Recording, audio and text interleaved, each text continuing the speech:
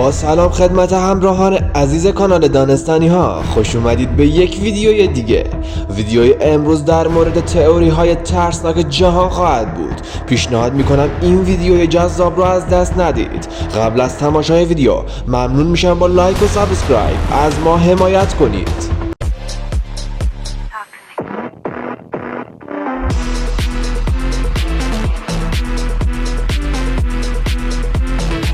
شماره 1. آینه ها.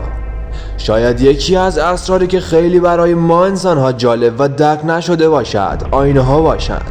به یقین نمیتوان گفت که آن طرف آینه ها چه خبر است و آیا این تئوری حقیقت دارد یا نه. اما آنچه شنیده ایم از قدیمی ها نقل شده آینه ها دریچه‌ای به دنیای دیگر هستند.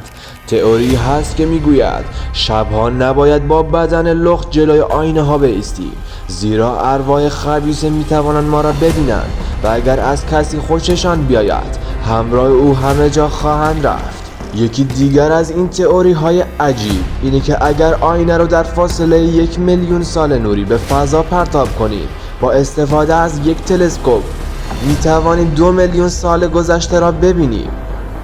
شماره 2. خوابها. ناشناخته های زیادی در مورد خوابها وجود دارد.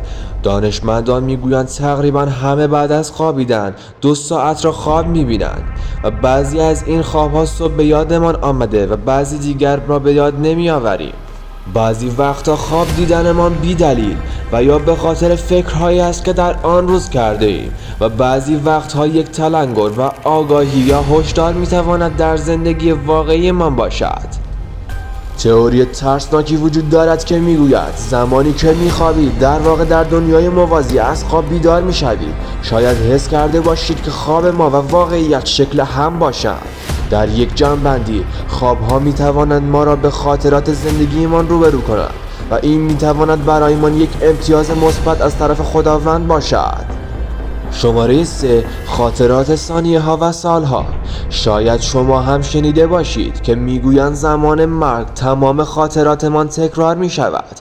تئوری وجود دارد که میگوید ما هنوز در همان خاطره ها زندگی می کنیم که فقط چند صدم ثانیه ممکن است طول بکشد اما برای ما سالها طول خواهد کشید. و یا در مورد این اتفاق وقتی برایتان پیش می آید شما حس می کنید که قبلا این صحنه را جای دیگر دیده اید اما هرچه که فکر می کنید به یادتان نمی آید. اما نباید نگران باشید، معمولا 70% مردم دنیا تجربه شما را دارند، به طوری که ذهن دانشمندان را هم درگیر خود کرده است. این اتفاق را دژاوو میگوید که بیش از 40 نظریه در مورد این موضوع وجود دارد که در ویدیوهای دیگر برایتان بازگو خواهیم کرد. اما یکی از این نظریه ها گفته می شود دژاوو نوعی واکنش عاطفی به وقایع مشابه در زندگی شما است. شماره 4. ذهن ما انسان ها قابلیتی دارد که زمانی شخصی به ما نگاه می کند ما ناخودآگاه برمیگردیم و به طرف او نگاه می کنیم. حتی در مواقعی که خواب باشیم در زمان 2 نصف شب تا 5 صبح بدن ما در ضعیفترین حالت خود به سر میبرد که موجودات ماورایی به قدرتمندترین نقطه خود میرسند. اگر دقت کنید بیشتر این مرگ و میرها در این ساعات ثبت شده است. پس اگر نیمه شب بی دلیل از خواب بیدار شدید این احتمال وجود دارد که کسی شما را نگاه می کرده و ذهنتان خواسته شما را آگاه کند. اما این قضیه فقط یک تئوری است و نمیتوان آن را قطعی فرض کرد. شماره 5. درهایی روی زمین وجود دارد که عملا آن را درهای ممنوعه مینامند و هیچ کس اجازه ورود به این درها را ندارد. میگویند یکی از این درها زیر مجسمه 4500 ساله‌ای در اهرام مصر واقع شده. دانشمندان 2 در زیر دستان این مجسمه کشف کردند که به 2 اتاق بزرگ منتهی می شود.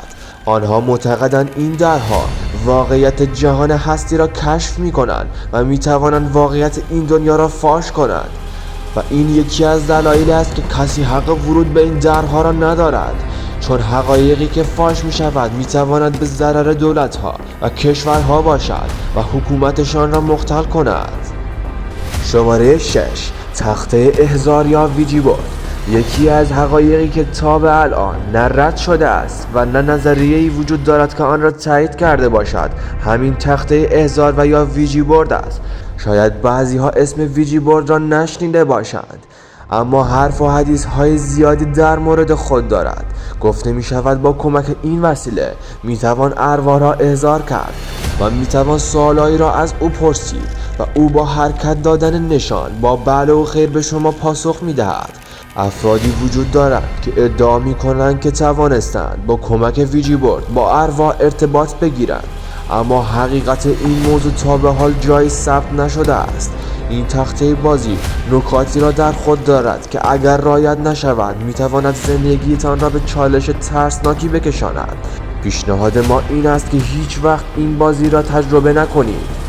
بعضی ها معتقدند که سازنده این تخته برای شهرت رسیدن و ثروتمند شدن این شایعات را پخش کرده، اما تئوری وجود دارد که میگوید نوعی جادو در ساخت این تخته استفاده شده که خطرات خاصی را همراه خودش خواهد داشت. امروز چشم مورد از تئوری های عجیب جهان را با هم بررسی کردیم. در قسمت های بعدی حتما به تئوری های بیشتری میپردازیم. خیلی ممنونم که تا انتهای این ویدیو همراه ما بودید. تا ویدیوی دیگر، خدا یار و نگهدارتان.